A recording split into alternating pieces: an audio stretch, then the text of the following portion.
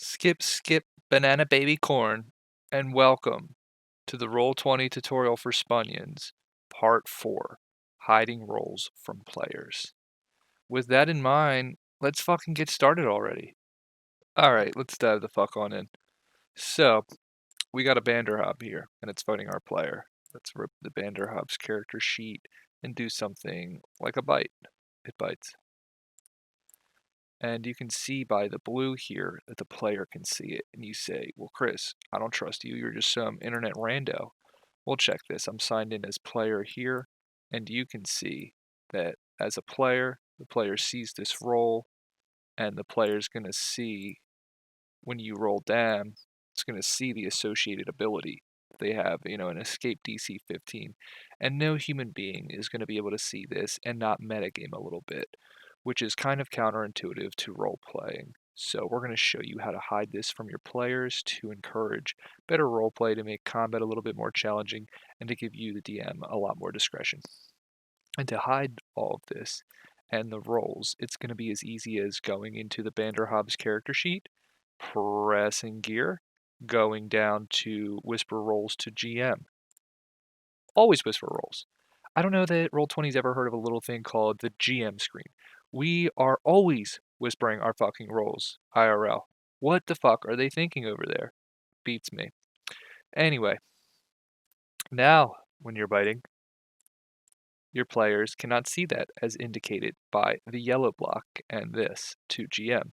Take my word for it, if you're colorblind, this is yellow, this is blue. Now when we go in as our player, we cannot see the fact that I just rolled a 25 to hit.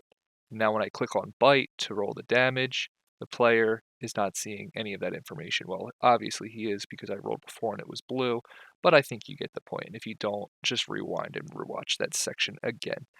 Now let's say you want to roll a d20 and you use Roll20's advanced little dice roller and you click a d20. Guess what? It's blue, which sucks, because your players can see that. And you are naturally deceitful and you want to hide. And in order to do that, it's going to be as simple as typing /W space GM, another space, square parenthetical 1 D20 square parenthetical, send to chat. And as you can see, I just rolled a secret 12, and my player cannot see that. He can see the 4 that I rolled, but he cannot see the D20. You say, Chris, how the fuck am I supposed to remember /W space GM space square parenthetical, and then whatever dice I'm rolling? Let's say they're taking max falling damage. That would be 20d6, square parenthetical, and then send to the chat for 64, whispered to myself. So I have a lot of leverage to fudge that if I want, or just rip them with the full damage, which feels good to have that optionality. But let's say you say, Chris, I'm a Spunion. I'm going to have to rewatch this video at least 3 times to absorb the information you're telling me. Can you maybe dumb this down or make this easier for me? Well, I sure can, kiddo. Let's go to a little thing called collection. We're going to click this tab, and we're going to get fancy with it. We're going to make a macro. We're going to go add. Let's say you like to roll a lot of D20 rolls and whisper them to yourself as the DM, because you don't want your players seeing what you're rolling on the D20 for random shit. You're going to just name this macro whatever you want. Name it babybananafarts.com for all I care. I name it whisper 1d20 because I like things to be a little bit coherent. And you're just going to type that command in here, /W, rewind for the formula, or you could just watch. It's pretty simple stuff. And we're going to test that. Oh, and who would have thought it works? So sweet, we're going to save that. We're going to go back to collection. We're going to go and bar.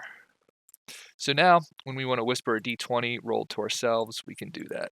And it feels good. And we can do this with any dice set, with any number of dice. So if you're having, say you're in Death House and you want to be rolling Scythe Blades, you could make a macro for 4 d10s and whisper them to yourself. So you could be rolling that every time players are getting obliterated by these devilish scythes. Well, that concludes hiding roles from players. I hope that you've enjoyed. I hope you're feeling world weary and more like a suit of meat than a human being, because ultimately that is all we are.